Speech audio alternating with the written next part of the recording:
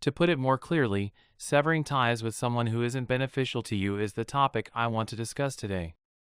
If someone isn't good for you, it's time to move on. There are some unwelcome truths that each of us has to come to terms with if we want to succeed in this world. I am well aware that every one of you possesses the level of intelligence necessary to figure this out. Sit back, loosen up, and take pleasure in letting go of friends, family members, or even connections. Sometimes it's just fantastic to hear somebody else say these stuff. Sit back, relax, and take pleasure in letting go of friends, family members, or even relationships. Also, I ask that you stick around until the end because I'm going to talk a little bit about our own mortality later on, but it won't be anything too weird. It is dreadful and tremendously challenging at the same time. However, you will do better in the long run if you reduce the number of people that are draining, toxic, and unpleasant in your immediate environment. They might be really good people in all other respects. When you make up your mind to begin working on yourself, you will immediately become conscious of the challenges that stand in the way of your progress. Do not hinder or prevent them. Realize that it is absolutely okay to sever connections with someone permanently and never let them back into your life if they have repeatedly demonstrated to you that they do not care about your well-being. This is especially true if they have done it more than once. Giving someone $100 on the off chance that you'll never see them again could make you feel better about yourself if you do it this way. The second unavoidable truth is that each and every one of us has exactly the same amount of hours in a day. This is a universal truth. If you want to accomplish what you set out to do, it is imperative that you pay attention to the things that are truly important to you and that bring you joy. However, this does not imply that you must take a break every once in a while or that you must make the most of every waking hour. But you can't allow yourself to become frustrated if you're working toward a goal but not devoting the necessary amount of time or effort to make it a reality. If it doesn't work out, spend your time doing things that matter to you with people who matter. After all, going anywhere involves time and effort. Second, it is important to keep in mind that you will never be admired by everyone. After getting to know the carefully built character you present on social media, some people won't be able to accept the real you. Not an issue. It does not matter how badly you want other people to like you because it is not in your control to make that happen. To put it in a hilarious light, the majority of people want you to be successful so long as you don't become more successful than they do. Take a look at the following passage, which is taken from one of Russ's books. It's all in your head.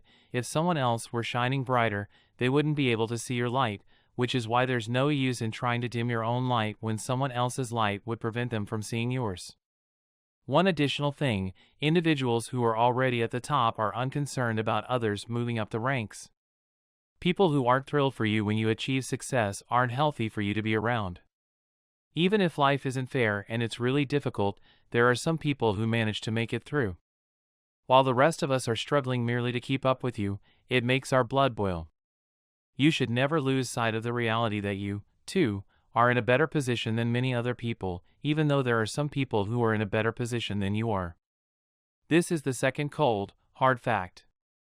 Stop scrolling through the Instagram accounts of other people and wishing you were more like that guy. You already know that doing so is a massive and depressing waste of time that leaves you feeling as though the only person you should be comparing yourself to is yourself and the person you were the day before.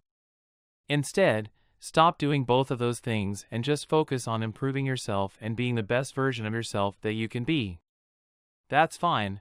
I guess that's all that truly matters. The second problem is that other individuals will try to intimidate you. They will test your limits to see how far they can take you in order to gain an advantage over you. They are going to test your limits to see how much cruelty you can endure before you let them win.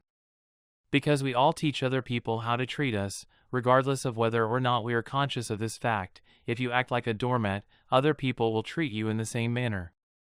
Put up your guard, determine specific boundaries, and do not permit anyone to go beyond those boundaries.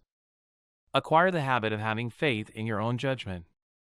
It is inevitable that other people will let you down if you put an excessive amount of faith in them. You are the only person in the world in whom you can place your total trust, and as a result, you are the only thing that stands in the way of you achieving all you set your mind to.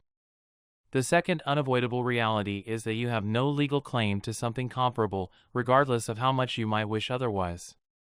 It's possible that you think you deserve a promotion because you're the one who always steps up to help out when there's an emergency at work, but the reality is that no one owes you anything, regardless of how hard you work or how well you get along with the people who work with you. If nothing else, your immediate supervisor does not recognize your worth. If this is the case, you should probably look for employment elsewhere. However, this does not entitle you to any special treatment or privileges in your current or future position because of the fact that it does not recognize your worth. Nobody here is ready for the next, and hopefully final, phase in this process. Dating can be challenging due to the fact that women are elusive, but I won't get in trouble for expressing that. It's possible that when you give it to them, they'll have a change of heart and say they were wrong about what they wanted all along. This is a high-stakes gamble, man. When everything looks like it's moving in the right direction, she'll go out of nowhere, leading you to wonder what the heck took place. And before you ask, yes, I am fully conscious of the fact that this is a two-way street and that the nature of dating in this day and age is peculiar for people of both sexes. However, this is a subject that might be explored in a whole other movie, so I guess I'll just leave it at that.